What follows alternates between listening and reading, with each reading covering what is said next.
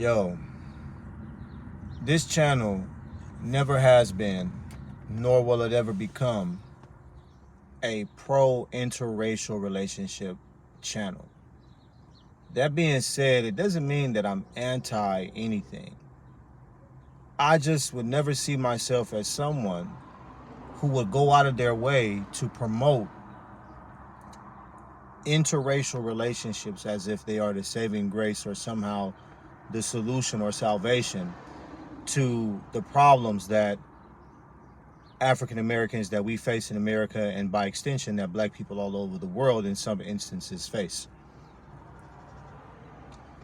That being said, I'm surprised that I'm not hearing more content creators who are pro-interracial relationship channels talk about the situation and the judgment that was just handed out in Mississippi.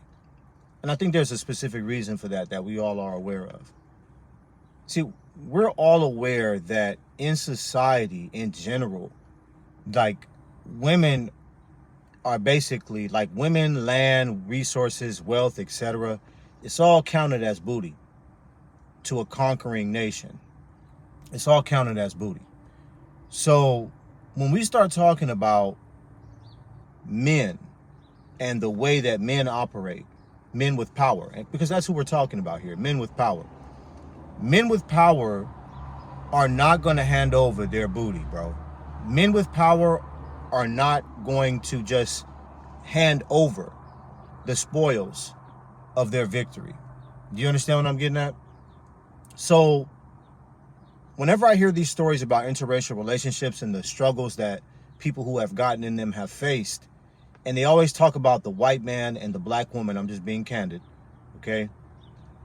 They always talk about the white man and the black woman, even though we've got documented history that shows that the most aggressive and most anti-interracial relationship that society has ever deemed as evil or wrong or in any way bad has always been, and in my opinion always will be, the white woman and the black man.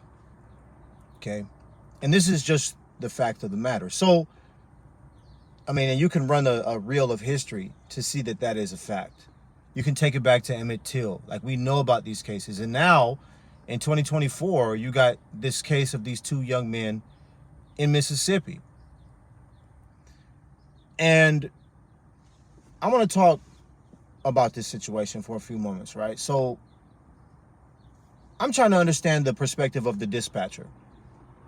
You get a call as a dispatcher that two black men are visiting some white women in your town. And you get that call. How does that call even end up being relayed to law enforcement? First of all, like, what crime is that? But apparently when you are in the South, when you are in certain areas of Mississippi, it can be considered a quote-unquote crime for you to be a black man hanging out with a white girl. It can be considered a crime. So somehow, this mob of white law enforcement officers gets news of this, and they gather their tools of war. What were their tools of war? Their tools of war were sex toys, chocolate syrup, all types of instruments of humiliation, and of course their regular weapons of war, their guns, their batons, their badges that they abused. And they proceed to go to the house where this alleged crime is happening. These men enter into this house without a warrant. I don't know why in the hell those guys, who let them in, but hey, 6 law enforcement officers, probably clothed with badges. You think, and in a perfect world, you believe that you can trust them, right? You want to believe that law enforcement can be trusted. So you let them in, right? Because you give them the benefit of the doubt. Obviously, that turned out to be the wrong decision, but they get into the house And what proceeds to happen is complete humiliation, degradation, denial of civil rights, all under the color of law.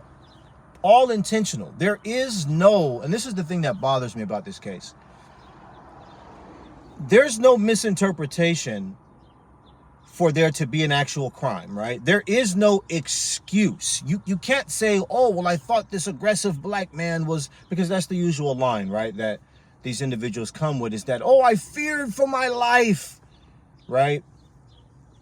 You know, and I'm not trying to, again, sound facetious or crazy, but it's just the reality that, you know, if I'm being honest, like white tears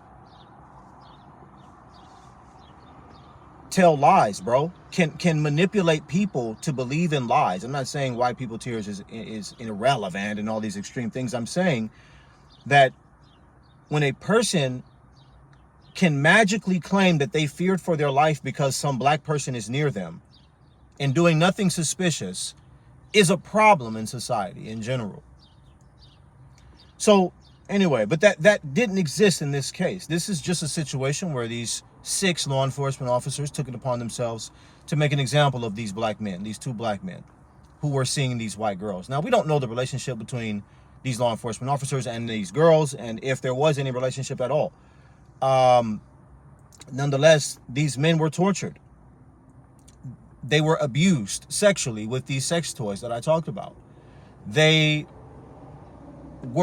had syrup poured all over them. They were called racial slurs. They were kidnapped, right? I mean, being held against your will is a form of kidnapping. All under the color of law. One individual, I believe his name was Mr. Jenkins, had a weapon inserted into his mouth. And the officer dry fired, right? Meaning that he pulled the trigger with the weapon in his mouth, simulating him getting shot. That's attempted murder. That's attempted murder. There's no game to be played with dry firing a weapon in someone's mouth. Even if you know that there's no bullet in the chamber, the simple fact that you're willing to do this is attempted murder. It's like, I don't even want to get into it. It's crazy. But the second time he dry fires into his mouth, there actually was a bullet in the gun. And the bullet was discharged. In other words, the man was shot in his mouth. And it broke his jaw. The bullet went through his lip or his mouth or something. And this guy to this day struggles to talk. Thank God he's alive. So these 6 law enforcement officers, they get caught. And the ruling just was, handed down, I believe, a couple of days ago. One individual got 40 years. I think that the person who actually was the one who shot this man got 40 years. The other individuals got anywhere from like 17 to about 12 years prison time. I think the dispatch officer should have also faced misdemeanor charges for the way that she carried out her duties, but that's my opinion. I have some issues, and I take issues with the ruling because I just think, based on the level of authority that we give law enforcement officers, that if they engage in this type of activity under the color of law, that there should definitely be much stricter punishments. I believe the 40 years should have been for the 5 individuals who are kind of the participants, right? Because all these individuals, let's make it very plain, all of them took part in this humiliation and in this abuse and this kidnap. All of them took part in it. There's no one there that should have gotten under 25 years. We're going to be completely honest. All 6 of them were charged with felonies, convicted of felonies. So when you throw in the historical component of this country, in my opinion, the sentence of 40 years, 17 years, all that's not enough. Because to be completely candid with you, there's a lot of people out there who you do that to them, they're not gonna stop till they have your life, bro. And that's just the reality because of the historical component of this situation. Like, let your Jesus forgive you. But in terms of your life, like, it's over. Like, that's crazy. And so I'm just being candid with you, right? Because what's a joke to some people, what some people consider a joke in some game, to others is the biggest trauma of their entire life. So you playing with fire.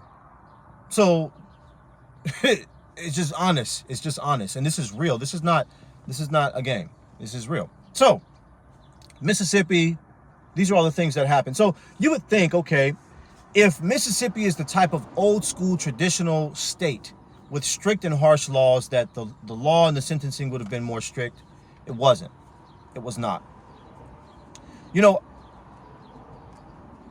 I've covered stories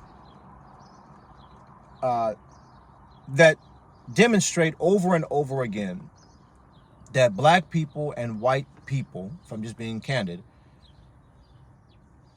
charged with the same crime, done the same thing, the black man, the black person oftentimes receives the stricter sentence.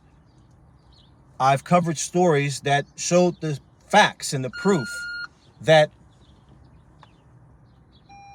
black people with black names, black quote unquote black names, even black people without black names who have the same level of education and experience in the professional world are oftentimes hired less, are called for less interviews, receive lower wages. Covered these stories. And I will be covering the story, one in which I read, that showed a situation where teachers were put in a room to observe the behavior of 3 children. One black boy, I think it was a black girl, and 2 white boys. And the teachers were told to identify the child who's behaving bad. And in the video, none of the children were actually behaving bad at all. What they were there to do is to test to see what child the teachers would watch the most. And what came out of that study is that all of the teachers, even the black teachers, which there was a black female who was there, spent significantly more time watching the actions of the black child. Why am I saying all this? I'm saying all this to say that there is a hyper scrutiny of black life that exists in this world. That everything is everything. That these things that we're seeing are connected to something. To exactly what that something is, we don't quite know. But it's evil, it's hateful, and it is a problem in our society. And some causes and some people have taken it upon themselves to see to it that this is stopped. That remedy is made, that reparations are paid. And not that these groups have done all of the 3, but some groups are doing some of the 3. And to people who are doing that, man, I really salute you. Like, and I salute you, whoever you might be, male or female. Like, I admire your courage, because courage is the only way you break through some of these lies and through some of these things that are going on in our society. And of course, we all want justice to prevail, because where injustice exists for one person, it can soon exist for you. Just because the injustice might not directly impact you, one day it will. And what would you want me to do for you if you were the person who is being treated unjustly? This is a question. This is a question. I will always encourage black men to seek love within the women of their own reflection, right? That there's a healing aspect of that. I don't say that to be like, oh, I'm racist and I don't want you to. No, it has nothing to do with that. I say that because there is an element of anti-blackness that exists that is not, that black people themselves are not immune to. And if black people were immune to anti-black racism, then why I don't want to get into that, but there's evidence of it, okay? That our people have levels of self-hatred amongst themselves. So I will always encourage black men to find love within our group. That's my encouragement, right? But at the same time, I would also encourage society to take a look at itself, and what this world have done to our people, to black people in America. It's terrible.